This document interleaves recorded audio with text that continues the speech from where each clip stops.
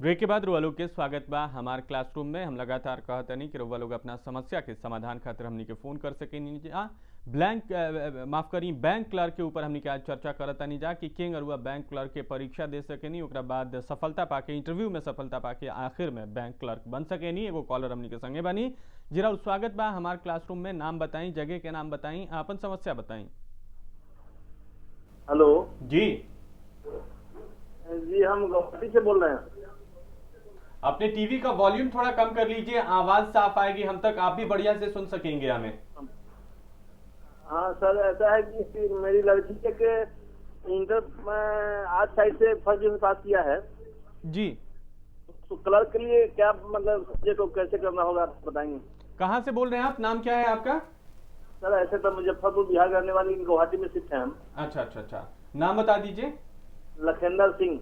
अच्छा लखेंदर सिंह जी, आपकी बेटी इंटर पास कर चुकी है, वो बैंक क्लर्क के लिए तैयारी करना चाहती है, इस बारे में आप जानना चाहते हैं? जी जी जी हाँ जी ठीक है, आप सुनिए, हमारे एक्सपर्ट आपको जवाब दे रहे हैं। संदीप जी बताएं। उसके लिए आपको क्लर्क एप्टीट्यूड के लिए सबसे पहले आपको मैं बताना चाहता हूँ कि मैथ लेते हैं। मैथ में आपको 50 से 50 नंबर का क्वेश्चन आएंगे और 80 मार्क्स के होते हैं, और रीजनिंग 50 नंबर के होते हैं, वो भी 80 मार्क्स के होते हैं। और क्लर्क एप्टीट्यूड जो है 50 नंबर के क्वेश्चन होते हैं और 40 मार्क के आते हैं।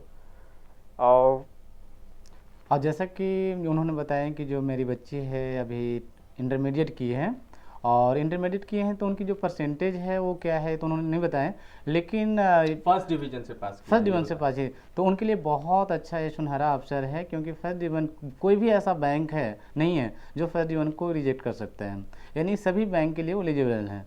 उनको क्या करना चाहिए कि जो बेसिक है वो तैयारी करें, मैथ का, रीजनिंग का और जो इंग्लिश है और क्लर्कल एप्टीट्यूड का, ये 4 सब्जेक्ट हैं। ये 4 सब्जेक्ट के अगर प्रॉपर ढंग से वो स्टडी करते हैं सब्जेक्ट बाय सब्जेक्ट, और सब्जेक्ट पढ़ने के बाद वो चैप्टर बाय चैप्टर जाएँ, चैप्टर बाय चैप्टर जब पढ़ते हैं तो उसकी प्रॉपर एक बेस बन जाएगा।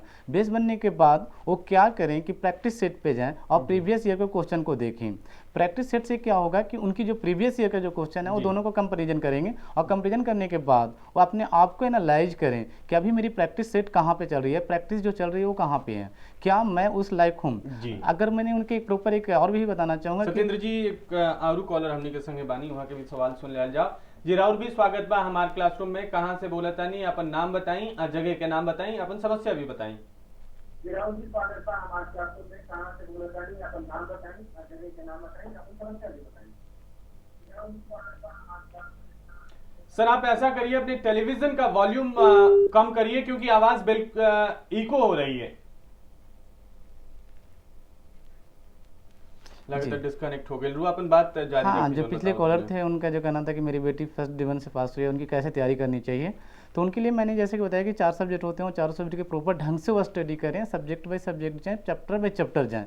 जब उनकी प्रॉपर स्टडी हो जाए तो उसके बाद क्या करें, प्रैक्टिस सेट जाएँ, प्लस प्रीवियस ईयर की क्वेश्चन को देखें और प्रीवियस क्वेश्चन के देखते हुए उस पैटर्न को फॉलो करें। जब वो पैटर्न उनके लिए ईजी हो जाएगा, ठीक है, तो उसके बाद वो क्या करेंगे कि उसके बाद वो टेस्ट सीरीज पे आ जाए, ऑनलाइन और ऑफलाइन। और वो हमेशा ये ध्यान रखें कि जो टाइमिंग होती है वो 95 मिनट्स होता है या 90 मिनट्स होता है। जैसे अभी जो बैंक ऑफ इंडिया है उनकी जो नोटिफिकेशन आया 90 मिनट्स का आया, तो एक टाइम को क्या करें कि डिस्ट्रीब्यूट कर लें कि मुझे मैथ बनाता है तो 30 मिनट्स देना है, और अगर हम रीजनिंग सॉल्व करते हैं 25 मिनट देना है, और जो उनकी इंग्लिश है वो 10 to 15 मिनट दें, और क्लर्कल एप्टीट्यूड का जो टाइमिंग है उनके पास वो दें 10 मिनट्स। यदि जी अब बात रुआ जारी रखिए। हाँ, इस प्रोसेस से वो करते हैं तो डेफिनेटली वो bank clerk exam easy way में निकाल सकते हैं। जी तो ये तो बतावल गेला कि रुआ कौना तरीका से तैयारी कर सकतनी। लखेंदर सिंह जी जो गुवाहाटी से कॉल के नहीं हुआ खातिर बतावल गया कि वहाँ की बेटी क्योंकि फर्स्ट डिवीजन से पास के लिए बड़ी, तो उनका खातिर बहुत सहूलियत बा, कोनो बैंक में रिजेक्शन ना हुई। एक और कॉलर हमनी के संगे बानी। जी राहुल भी स्वागत बा हमारे क्लासरूम में। नाम बताई, जगह के नाम बताई, का पूछे के चाहतनी ये भी बताई। जी हेलो जी। हाँ सर, मैं पप्पू सिंह मोतिहारी से बोल रहा हूँ। जी सर मेरा क्वेश्चन है कि पीओ की तैयारी के लिए सर कितना परसेंटेज ग्रेजुएशन में मार्क्स होना चाहिए? ऐसे मेरा मार्क्स सर 1.20 है और मैं ओबीसी कैटेगरी से आता हूँ। ऐसा करिए, आप थोड़ा सा वॉल्यूम अपने टेलीविजन का कम कर दीजिए, फिर हम आपका सवाल जो है वो आसानी से समझ सकते हैं। हाँ सर, जी सर, मैं कम कर दी। जी बोलिए आप। हाँ सर, मैं ओबीसी कैटेगरी से आता हूँ और मेरा ग्रेजुएशन में मार्क्स है 53.20% और मैं पीओ का तैयारी करना चाहता हूँ, क्या ये संभव है? ठीक भाई, फिर जवाब हमने के लेता नहीं जा। सत्येंद्र जी। जैसा कि उन्होंने बताया कि जो मेरा ग्रेजुएशन का मार्क्स है वो 53% है, और जितने भी नोटिफिकेशन है बैंक पीओ के उसमें 53% से बहुत कम है। जैसे अभी जो कैनरा बैंक आया था उनकी की केवल एक 50% था और सभी का 55 से एबव है। रही बात उनकी कि मेरे जो ओबीसी कैटेगरी में आते हैं तो इससे उनको कोई बेनिफिट नहीं होने वाला है एजुकेशन में, क्योंकि ओबीसी हो या जनरल हो उनकी 55 एटलीस्ट होनी चाहिए या तो 60 हो। 55 टू 60% होते हैं तो एलिजिबल बैंक पीओ के लिए हो सकते हैं। सवाल के जवाब दुआ मिल गई बा।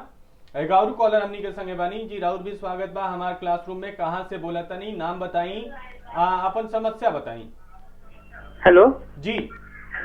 हाँ, मैं सर सवाल पूछना सर चाह रहा हूँ। सबसे पहले मैं आपसे ये कहना चाहूंगा कि आप अपने टीवी का वॉल्यूम थोड़ा कम कर लीजिए, फिर सहूलियत होगी आपको भी सुनने में और हमें भी सुनने में। हेलो जी। ये मैं कॉर्पोरेशन बैंक क्लर्क का एग्जाम 12 को है, ठीक है सर? जी। उसके लिए अभी मैं मतलब 40 क्वेश्चन इंग्लिश पूछेंगे, 20 जीएस। जीएस में क्या पूछे जाएंगे और कैसे तैयारी किया जाए 10 दिन में अंदर? मैं पूरा बेसिक ठीक है। क्या नाम बता दिए आपने, कहाँ से बोले थे? प्रीतम प्रियदर्शी जी। प्रीतम प्रियदर्शी। प्रीतम प्रियदर्शी कहाँ से बोल रहे हैं आप? पटना से। पटना से बोल रहे हैं आप।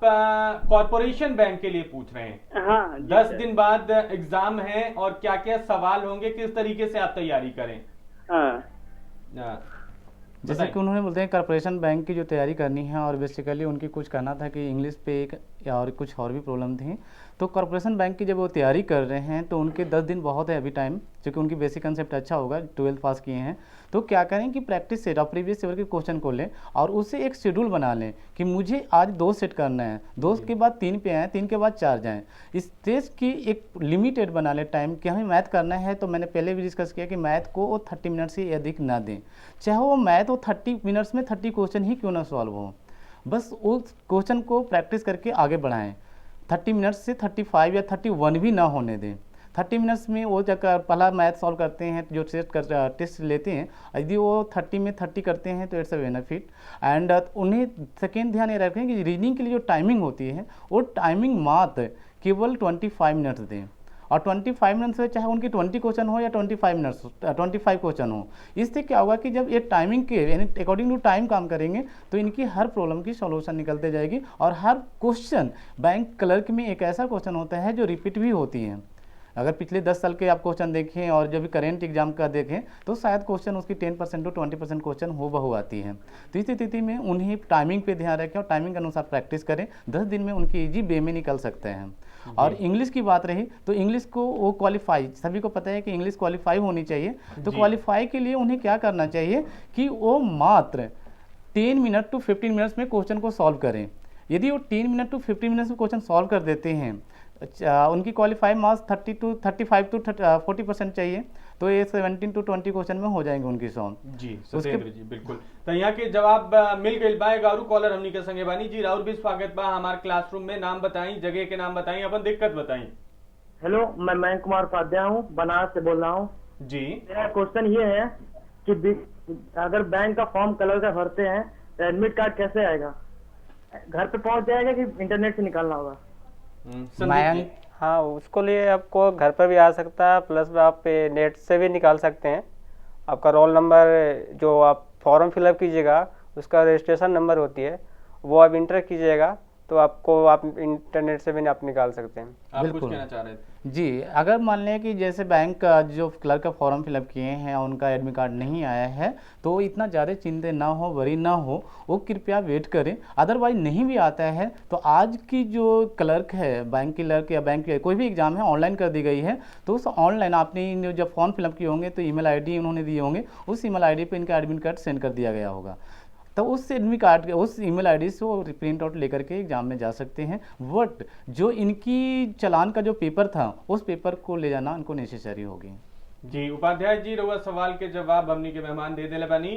और जेके भी देख रहल बा टीवी पे हमार क्लासरूम के, ओकरा कोनो दिक्कत आ रहल बा तो फोन कर सकेला, अपन समस्या के समाधान पा सकेला। हमनी के लगातार चर्चा करतानी जा। नंबर जोन बा उ टीवी स्क्रीन पर नीचे फ्लैश हो रहा बा, ऊपर वो लोग डायल करी फोन मिलाई। ए जो हमले में को छोट ब्रेक के बाद हम रउआ के कंप्यूटर और ग्रुप डिस्कशन से जुड़ल जानकारी देव। कहीं जायब मत, बनल रही हमरा साथ, देखत रही हमार क्लासरूम।